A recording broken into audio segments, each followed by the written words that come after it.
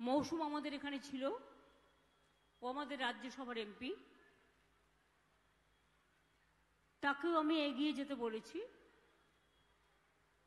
শুধু সমরদা সাবিত্রীকে আমি যেতে দিইনি। সমরদা খুবই বয়োজ্যেষ্ঠ একজন আমাদের অতি আদর্শগত নেতা, এবং সাবিত্রীও যাতে রৌদ্রে অসুস্থ নয় হয়ে পড়ে সেজন্য ওকে আমি যেতে দিইনি।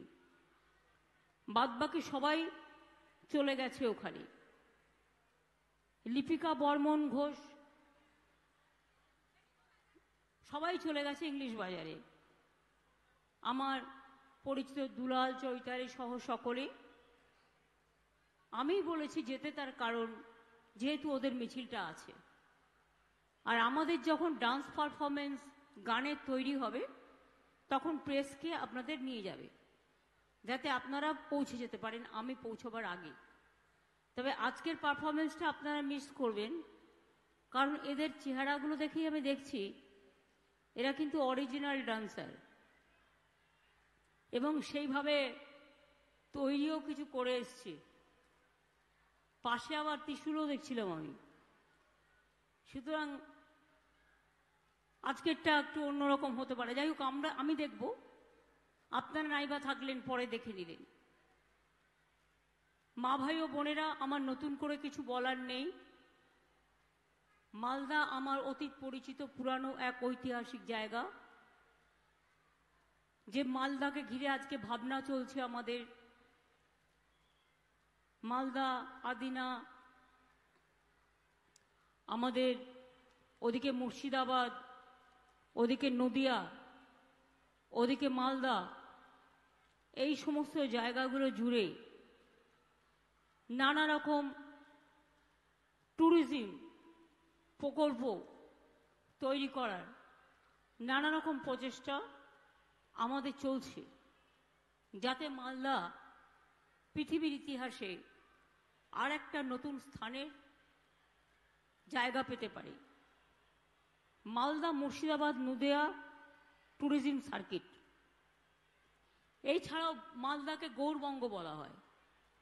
গৌর সার্কিট, বৌদ্ধ সার্কিট, ধর্মীয় circuit, eco tourism circuit, Adina circuit, Gaur, Adina ও পান্ডুয়া সংস্কার, জগজীবনপুরে বৌদ্ধ মঠের পুনরুদ্ধার ও সংরক্ষণের কাজ, পিরানা পীরের মসজিদ, হাইমাস্ট এলইডি, পুরাতন কোতোয়ালি দরজার পুনরুদ্ধার, মালদা জেলার জাদুঘর যে আছে তার আপগ্রেডেশন, এরকম প্রচুর পরিকল্পনা হচ্ছে।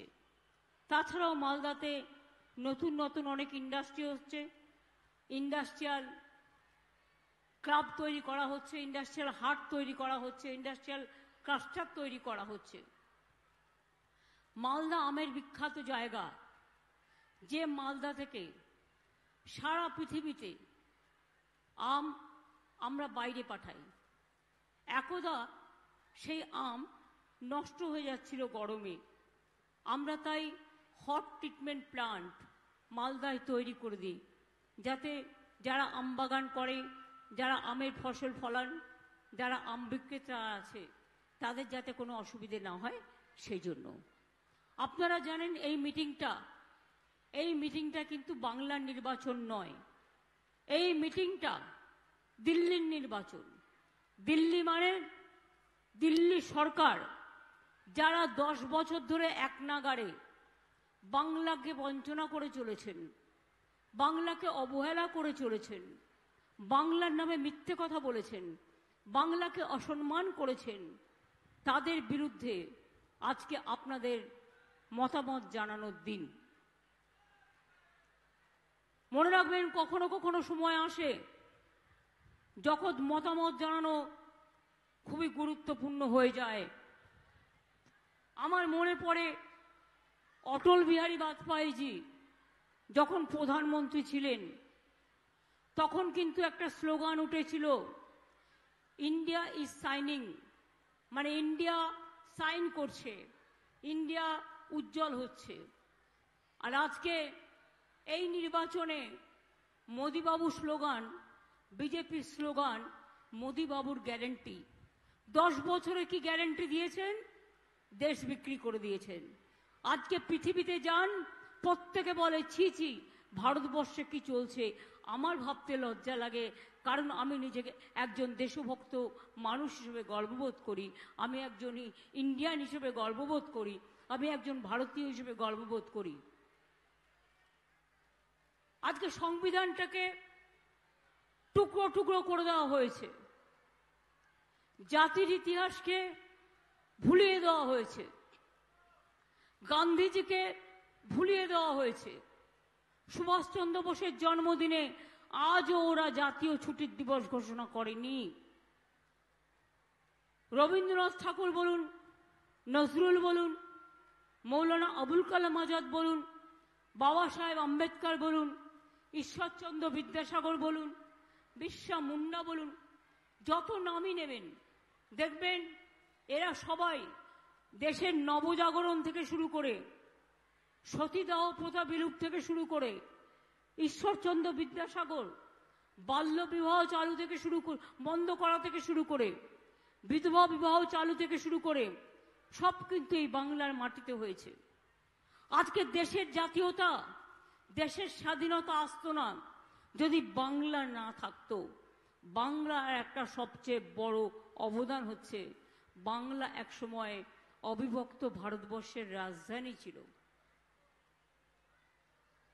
এবং বাংলা থেকে গান্ধীজি বারবার আন্দোলন করেছেন, নেতাজি সুভাষচন্দ্র বোস আন্দোলন করেছেন, মাতঙ্গিনী আন্দোলন করেছে, বিদ্যাসাগর বর্ণ পরিচয় দিয়ে বাংলা ভাষা আমাদের শিখিয়েছেন। অলচিকি ভাষা, যারা সাঁওতালি আছে, আদিবাসী আছেন, তাদের নিজস্ব ভাষা, কারো সাদ্রি আছে, কারো অলচিকি আছে, আমরা স্বীকৃতি দিয়েছি, আমরা তাদের সম্মান করি। আমরা সম্মান করি তপশিলীভুক্ত মানুষ, নমশূদ্র, মতুয়া থেকে শুরু করে, রাজবংশী থেকে শুরু করে সকলে, বাউরি থেকে শুরু করে, বাগদি থেকে শুরু করে সকলকে আমরা সম্মান করি। সংখ্যালঘু থেকে শুরু করে, মাইনরিটি থেকে শুরু করে, মেজরিটি পর্যন্ত সকলকে। কেন করি জানেন? বিশ্বকবি রবীন্দ্রনাথ ঠাকুর দুটো জাতীয় সঙ্গীত লিখেছিলেন।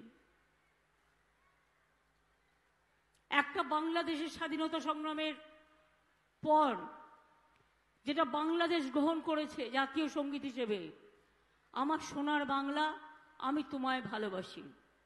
আর ভারতবর্ষের জাতীয় সঙ্গীত জনগণ মন অধিনায়ক জয় হে, পাঞ্জাব সিন্ধু গুজরাট মারাঠা দ্রাবিড় উৎকল বঙ্গ। বাংলা জয় হিন্দ স্লোগান দিয়ে আমরা, কে দিয়েছে এই slogan? Netaji Subhashchandra Bose. Indian national army কে তৈরি করেছিলেন? নেতাজি সুভাষচন্দ্র বোস। তখন তিনি স্লোগান দিয়েছিলেন জয় হিন্দ, যা আজকে সারা পৃথিবী বলে। বন্দে মাতরম কার লেখা? তিনিও বাংলার, বঙ্কিমচন্দ্র চট্টোপাধ্যায়।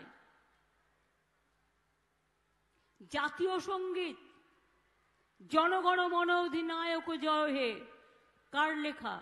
রবীন্দ্রনাথ ঠাকুরের, তিনিও বাংলার। এই বাংলার সাথে বিজেপির ম্যাচ করে না। কেন করে না বলুন তো? ওদের ওয়েভ লেন্থটা আলাদা, আর বাংলার ওয়েভ লেন্থটা আলাদা। এক একটা রাজ্যের এক একটা নিজস্ব বিশেষত্ব আছে। বাংলার বিশেষত্ব হচ্ছে প্রত্যেকটা জেলার এক একটা বিশেষত্ব আছে।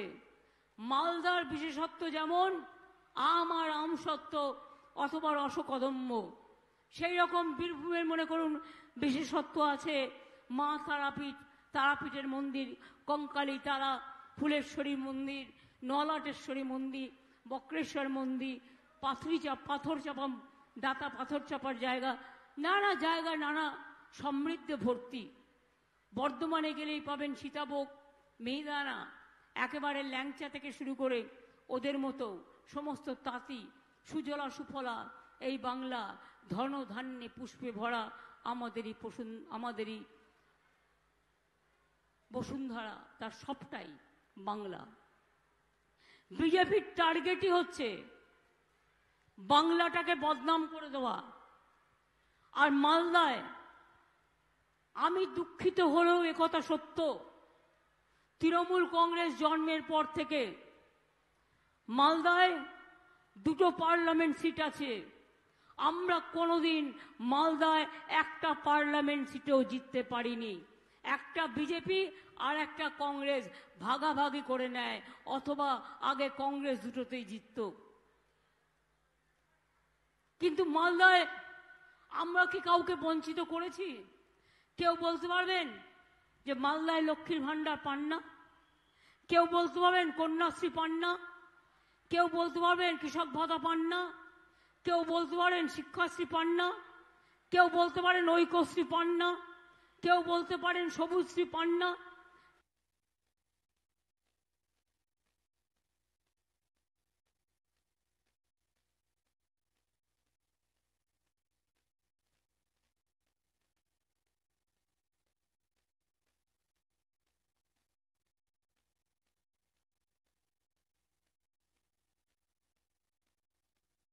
কেউ বলতে পারেন সমব্যথী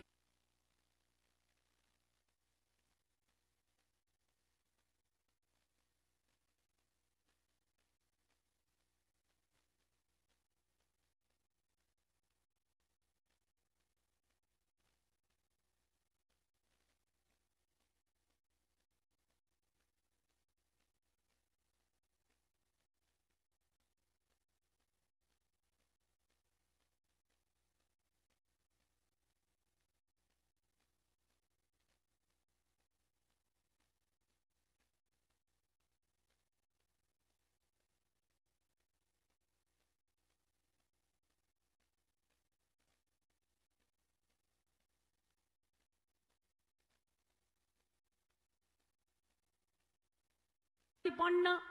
কেউ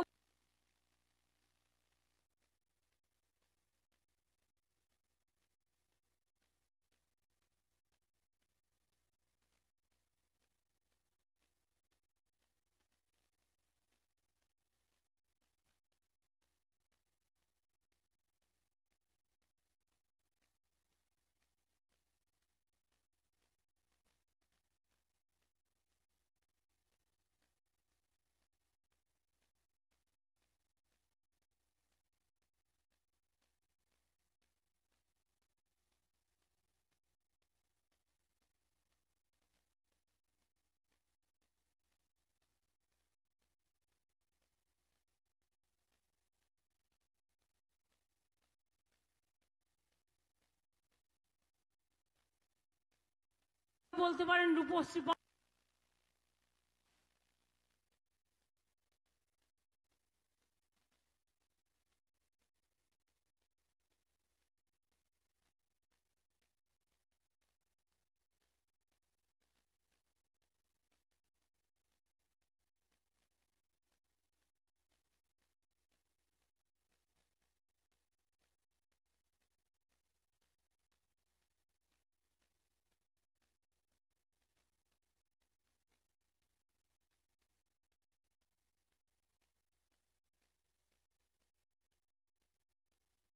না?